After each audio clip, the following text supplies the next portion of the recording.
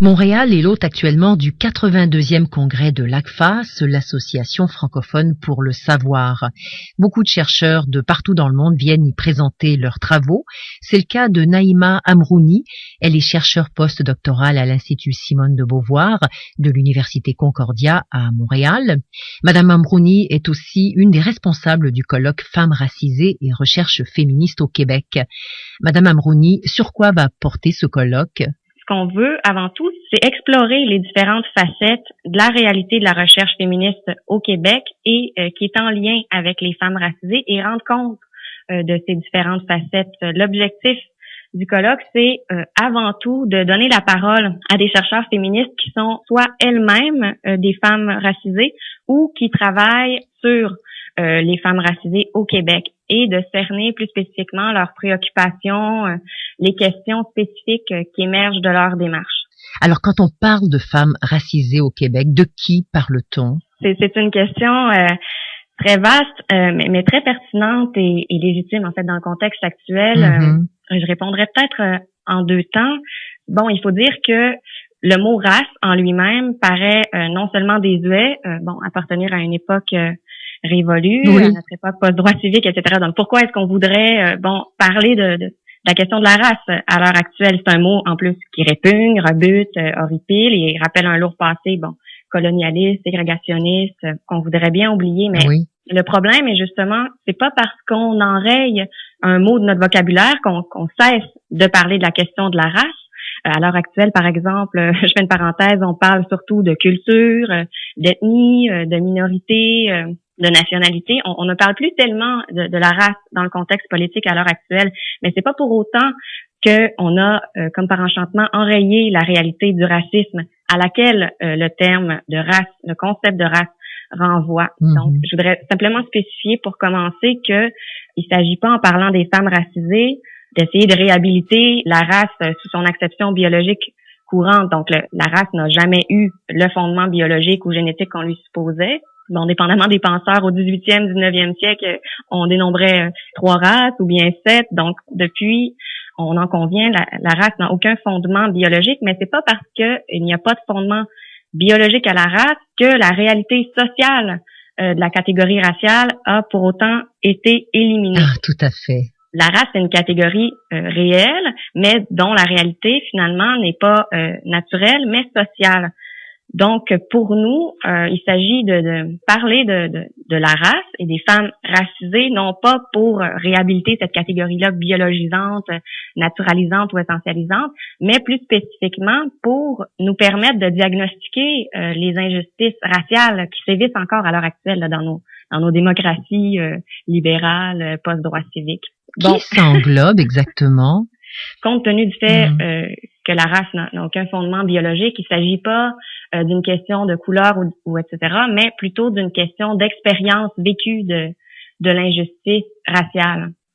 Donc, ça peut englober, donc dans le colloque, nous aurons des femmes autochtones, des femmes musulmanes également. Donc, ce dont je parlais tout à l'heure, c'est que non seulement on essaie, dans le contexte politique actuel, d'enrayer le mot race, de faire comme si ça n'existait pas, mais on va euphémiser aussi la race en parlant des musulmans, des minorités ethniques, etc. Mais en réalité, ce dont on parle, c'est finalement de la race. Et les injustices qui sont subies sont des injustices qui ont trait à la race. Toutes les femmes qui vont venir présenter leur travail de recherche, est-ce que ce sont des femmes qui se considèrent des femmes racisées? Pas toutes. Il y a des femmes qui se considèrent elles-mêmes racisées, oui, donc qui vont venir présenter leurs travaux, mais aussi des femmes qui travaillent sur, par exemple, l'intégration des femmes musulmanes à Montréal et qui ne sont pas nécessairement elles-mêmes racisées. Une autre, par exemple, travaille sur la question autochtone à partir d'un point de vue sociologique, mais n'est pas elle-même autochtone. Il y a aussi le thème de la recherche féministe au Québec. Alors, est-ce que les femmes racisées sont des féministes aussi? Est-ce qu'il y en a qui sont féministes?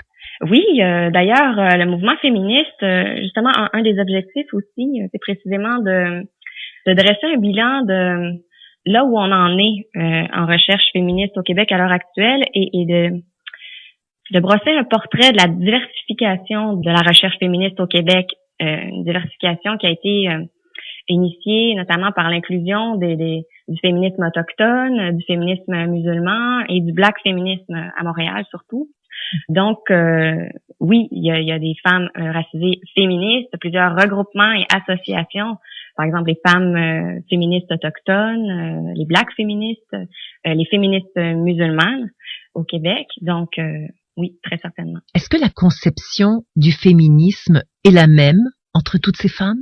En fait, certaines femmes ne font pas l'expérience de l'oppression seulement en tant que femmes, mais également en tant que femmes issues de telle classe ou assignées à telle catégorie raciale. Et pour prendre un exemple, dans les années 80 aux États-Unis, il y a des black féministes, dont Angela Davis, par exemple, qui est très connue, qui se sont élevées pour faire remarquer justement qu'aucun des groupes qui existaient à leur époque, des groupes féministes ou des groupes de lutte antiraciste, ne représentaient réellement leur expérience vécue ou ne pouvaient porter leurs revendications plus clairement. Par exemple, elle suggérait que les groupes de lutte antiracistes parlaient essentiellement au nom des hommes noirs aux États-Unis à cette époque de lutte pour les droits civiques et luttaient contre les inégalités raciales, mais à la tête de ces groupes, il y avait donc des leaders masculins et en même temps, parallèlement, il y avait des groupes féministes qui parlaient essentiellement au nom des femmes blanches, donc des femmes de la majorité dominante, des femmes blanches issues donc d'une classe sociale moyenne ou aisée. Mais aucun de ces groupes, donc ni les groupes de lutte antiraciste, ni les groupes féministes à cette époque-là, dans les années 70-80, étaient en mesure de représenter adéquatement les préoccupations profondes de ces femmes. Aucun de ces groupes-là n'avait les mots justes, finalement, pour dépeindre leur expérience particulière de l'oppression. Elles ne vivaient pas l'oppression seulement en tant que femmes, comme toutes les autres femmes blanches issues de la majorité dominante, ni seulement en tant que noires, mais en tant que femmes noires. Donc, c'est ce qu'on veut dire lorsqu'on dit que il y avait une forme d'oppression qui se vivait à l'intersection de la classe, de la race et du genre. Et donc, par exemple, la lutte des femmes à cette époque-là visait essentiellement l'insertion au marché de l'emploi contre l'enfermement dans la sphère domestique, mais alors que les femmes noires, elles, avaient toujours travaillé à l'extérieur et précisément dans les maisons des femmes blanches de la majorité dominante. Oui, tout à fait, oui. Donc, cette lutte-là féministe dans les années 80 de la majorité dominante aux États-Unis ne pouvait pas représenter adéquatement l'expérience de l'oppression des femmes noires. Donc, non, toutes les femmes ne font pas la même expérience de l'oppression selon qu'elles sont racisées ou non, selon la classe à laquelle elles appartiennent. Donc, il n'y a plus qu'un seul sujet femme possible pour la réflexion féministe. Donc, nous en discuterons mardi, mercredi, mais on peut être certaine qu'il va y avoir une perspective particulière qui va se dégager des discours qu'on va entendre selon que la femme soit issue de milieux autochtones ou soit musulmane ou soit noire. Naïma Amrouni, merci beaucoup. C'est moi qui vous remercie. Bon, alors aujourd'hui je vais aborder très rapidement, évidemment on n'a pas beaucoup de temps, 3 questions. D'abord un peu la question de la diversité des subalternes, deuxièmement la question des apports possibles du postcolonial au féminisme et des apports possibles du féminisme à l'analyse de la postcolonialité. Ce qui va me permettre d'esquisser quelques pistes théoriques pour la conclusion. Bon,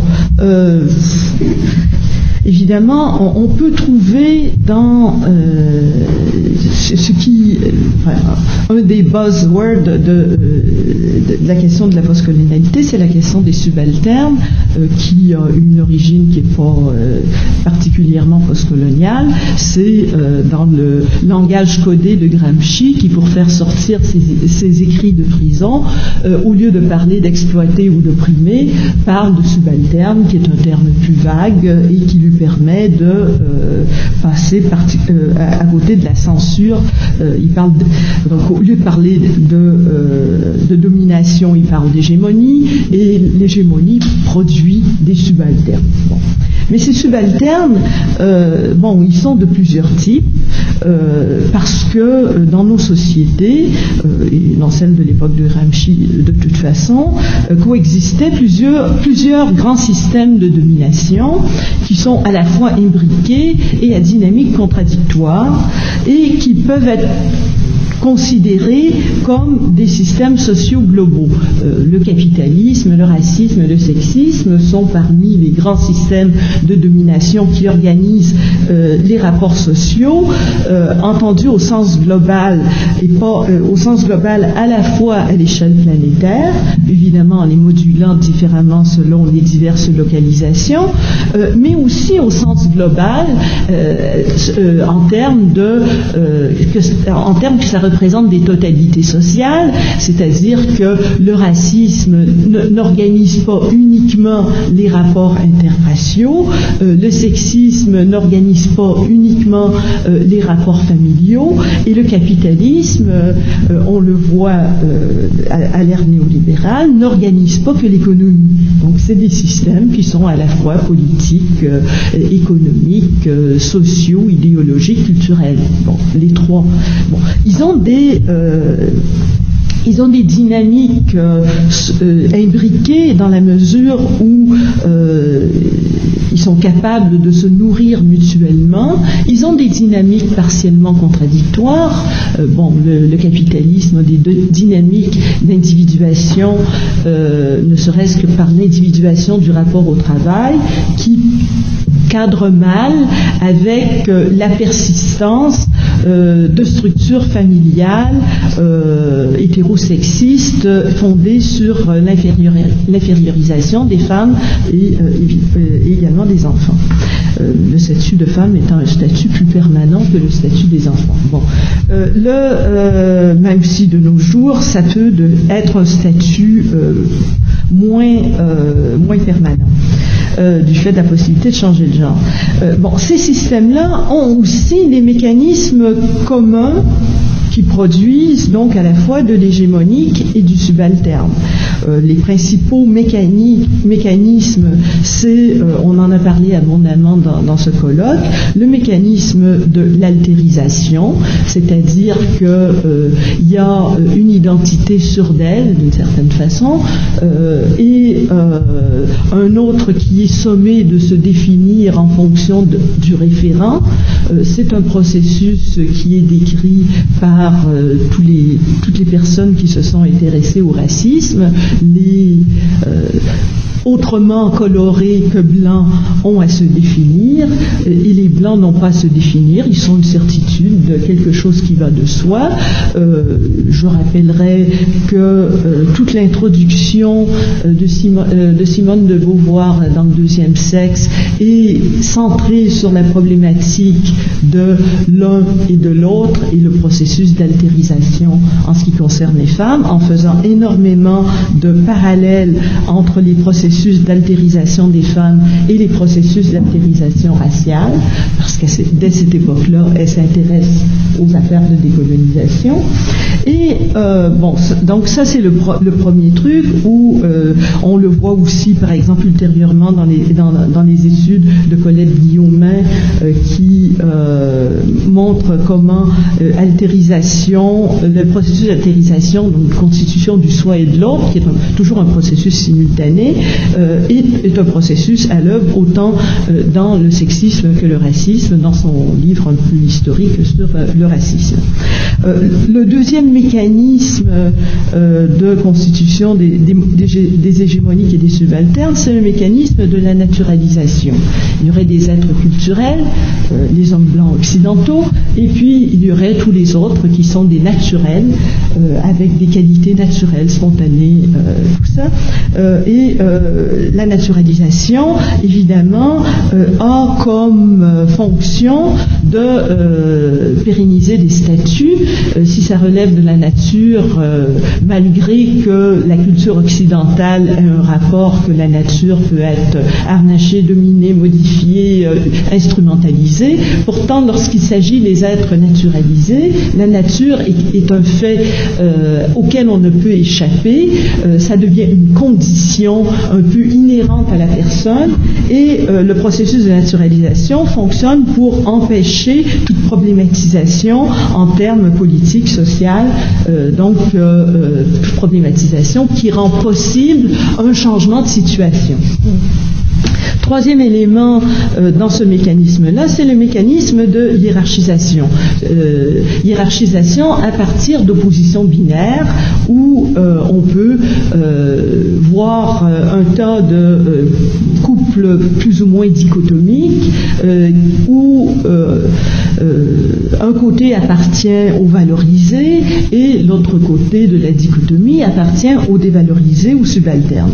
Bon, alors ces mécanismes-là produisent donc une diversité de subalternes, mais la conséquence n'en est pas nécessairement une solidarité des subalternes. Et c'est ce qui pose la question des tensions entre, la pensée féministe et la pensée postcoloniale. Alors je vais voir les intérêts mutuels des féministes et des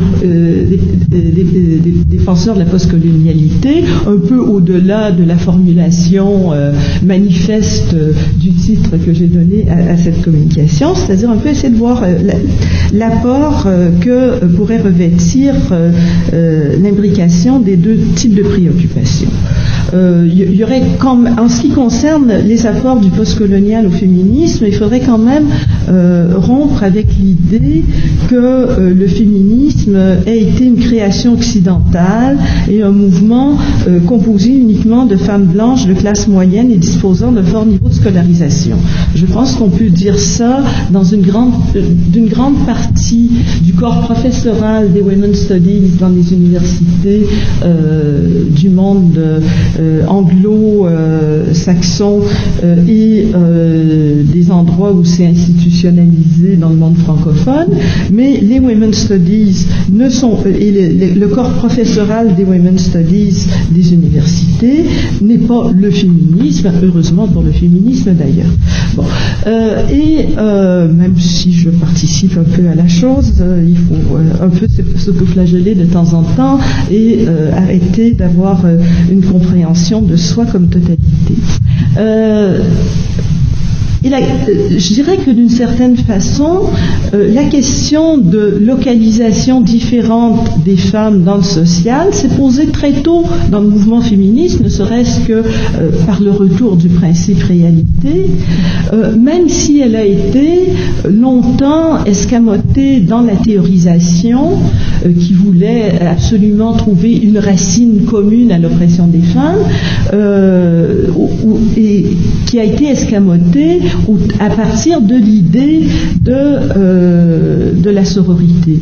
Mais je veux dire, dès le début des mouvements féministes dans le monde occidental, au début des années 70, on trouve des textes de black féministes, on trouve des textes de lesbiennes, on trouve un peu plus tardivement aux États-Unis des textes de femmes issues des milieux hispanophones, mais on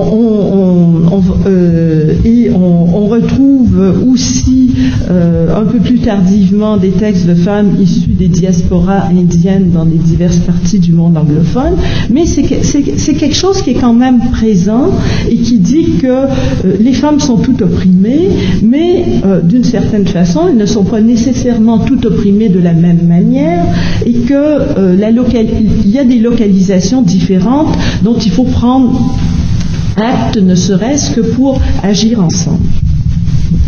Ce qui se passe à partir, je dirais, du milieu des années 80 dans les milieux anglophones et dans le cas, dans les milieux francophones plutôt un peu plus tard, plutôt je dirais vers les années 90, c'est que c'est la prise de conscience que la libération des unes ne saurait se faire au prix d'un plus grand assujettissement des autres. C'est-à-dire que effectivement les luttes féministes, heureusement, ont produit des effets dans le social. Et la situation des femmes aujourd'hui, si je prends l'exemple du Québec que je connais mieux, n'est pas exactement la même, heureusement, que la situation des femmes dans les années 1960. Bon, qu'est-ce que ça veut dire? Ça veut dire qu'il y a eu des transformations qui sont le produit des luttes féministes, et des transformations qui ont changé les opportunités qui s'ouvraient à certaines, mais évidemment sans oblitérer le fait que dans la course aux opportunités de l'égalité sexuée, toutes ne partaient pas avec des chances égales. Et donc ça a produit des effets différents, et que aujourd'hui, ce dont on peut se rendre compte, c'est que quand même une partie de l'émancipation de certaines femmes par rapport aux emplois subalternes, par rapport aux charges familiales, se fait par l'asservissement ou le sous-contractage de certaines de ces tâches-là à des femmes qui appartiennent à des catégories sociales moins bien positionnées, mais à d'autres femmes. Je veux dire, le soin aux enfants, aux malades ne relève plus de toutes les femmes, mais il relève encore majoritairement des femmes. Bon. De ce point de vue-là, je pense qu'il faut voir des apports importants du black feminism, du féminisme chicana, des femmes afrodescendantes des Amériques et des Caraïbes ou des femmes autochtones, en ce qui concerne la réflexion autour de l'intrication du sexisme et du racisme comme système de domination. Et évidemment, ça pose une question fondamentale qui est la question de se poser la question de sa propre place. Et c'est une question qui est inconfortable quand on se définit fondamentalement comme appartenant à un groupe dominé. Parce que si moi, comme femme, je me définis comme appartenant à un groupe dominé par le sexisme, c'est évident que me questionner comme femme blanche dans le système de domination raciale, j'ai un moins beau rôle, évidemment, puisque je suis blanche. J'ai un moins beau rôle si je me questionne comme universitaire par rapport à une femme qui travaille comme caissière au supermarché. Donc, c'est évident que cette prise de conscience génère un malaise qui n'est pas qu'un malaise identitaire, qui rappelle les ambivalences de nos postures dans les rapports sociaux et qui sont pas très faciles à gérer. Bon, par ailleurs, je pense que si on peut voir les apports du postcolonial dans la réflexion féministe, il faudrait voir les apports qui sont, je dirais, d'ordre plus potentiel du féminisme à l'analyse de la postcolonialité. Bon, d'abord, il faut faire éclater le mythe de l'homogénéité des sociétés colonisées qui explique qui a été utilisé au bénéfice très inégalement réparti des processus de décolonisation ou de post-colonisation. Il me semble que les sociétés colonisées, mais ça c'est l'idée d'amalgamer les subalternes d'une certaine façon dans un tout homogène, c'est quelque chose qui a été utilisé à la fois par les élites coloniales et par les élites issues des situations colonisées, et ça s'est perpétué d'une certaine façon après les mouvements de décolonisation. Je pense que ce que le féminisme permet de faire dans les réflexions postcoloniales, c'est de mettre en lumière l'existence de mouvements pratiques de résistance des femmes en lien, mais pas tout à fait réductible, au mouvement de décolonisation, que ce soit antérieurement à l'apparition de ces mouvements de décolonisation dans les luttes de libération nationale. Nous pensons par exemple qu'à l'Algérie, mais aussi au Sénégal, en Afrique du Sud. Il y avait des mouvements féministes qui étaient partie prenante du processus. Et aussi dans les nouveaux États, c'est pas l'ONU qui a créé le féminisme du Sud quand même. C'est pas les conférences internationales de l'ONU, ni les ONG du Nord, ni les programmes de l'ACDI ou de USAID qui ont fait du WID à partir de la dernière moitié des années 70. Ça permet aussi de questionner ce que j'appellerais la matrice viriliste du discours anti anticoloniale, c'est-à-dire la matrice de la virilisation de l'homme colonisé qui est ramené à un statut féminisé par le processus colonial. Bon, je l'ai analysé dans le cas québécois. Il me semble que c'est... Bon, moi, j'avais intitulé ça m'a fait rigoler quand j'ai entendu Monsieur Ouellette ce matin, parce que moi, j'avais écrit un article fin des années 90 pour expliquer le discours nationaliste québécois qui s'appelait la posture du fils. Donc, le retrouver dans un autre contexte m'a fait sourire, mais de fait, dans le discours anticolonialiste, il y a l'idée de l'homme châtré ou l'homme à genoux, l'homme humilié d'une certaine façon, l'homme en posture féminine qui soudainement, par le mouvement de décolonisation, deviendra un vrai homme dominant, debout, évidemment en érection, et c'est ce que j'appelle la matrice viriliste du discours anticolonial. Ça remet aussi en question le féminisme réinjecté dans la postcolonialité, les idées d'authenticité et de modernisation, où les femmes seraient supposées... Bon, ça c'est un phénomène qui est très bien analysé dans un livre d'une philosophe d'origine indienne qui travaille aux États-Unis, Uma Narayan, un livre que moi, en tout cas, j'aime beaucoup, qui s'appelle Dislocating Cultures. Et dans ce bouquin, elle montre comment, d'une certaine façon, la modernisation des femmes fait beaucoup plus peur que la modernisation des hommes, comment les femmes sont censées être les gardiennes de la tradition à toutes les étapes du processus postcolonial, d'une certaine façon, et comment la famille, dans sa structure patriarcale, est utilisée pour garantir cette espèce d'authenticité du groupe qui se définit comme colonisé, peu importe le statut politique du groupe en question. Donc là, il y a un travail de détricotage qui montre aussi que les mouvements féministes postcoloniaux, après tout, ils émergent effectivement des rapports sexistes tout à fait repérables dans les sociétés dites coloniales et qui ont été souvent d'ailleurs utilisés à leur profit par les colonisateurs pour accroître leur emprise sur les sociétés qui voulaient dominer. Bon. Qu'est-ce qu'on peut en tirer comme conclusion provisoire ? Je dirais que